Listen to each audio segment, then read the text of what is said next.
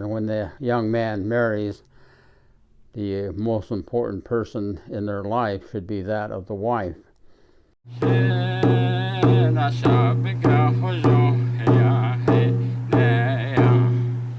The most important person in the traditional teachings of the Ne, the most important person in the family, is the mother.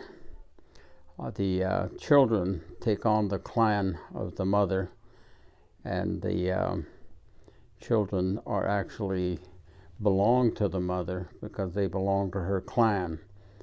And so it is that the women among the Dene are the ones that have probably the most respect as a family member.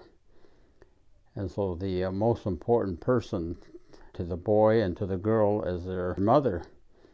They always say, you know, that your tracks lead away from your mother, and that's when she gives you birth. Your umbilical cord is attached to her, and it is that when your umbilical cord falls off, she's the ones that saves that, and then with discussion with her husband, both determine where to bury the umbilical cord, so that as the child grows into adulthood, they will be able to have some direction as to the things that they could take responsibility for, such as farming or taking care of the livestock or pursuing other careers.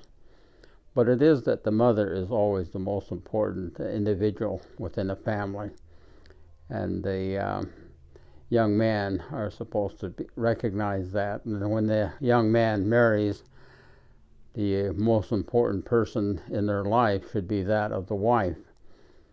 And in recent times, we have lost the teachings of the respect in that we're supposed to give the women.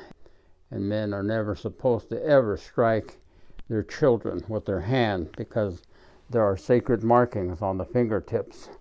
These are our identification markings, and anything that we touch, we leave our markings and our imprint. And it is that if we strike our children, that is something that is very wrong. Or if we should even raise our hand to our spouse, that is very wrong.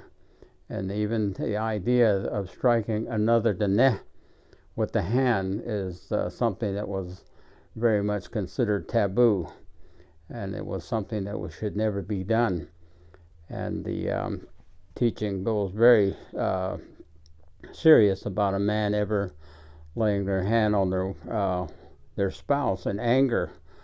And so those were the traditional teachings, that the women are to be protected by the men.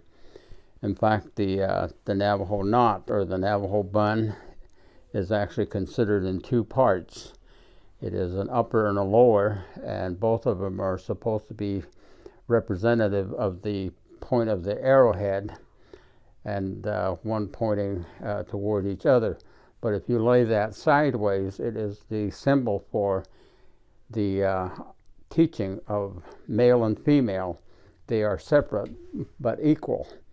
And so the hair knot, the way it is tied, is also a teaching of our responsibility to be a protector of our women folks and of our children. And that's what we are told.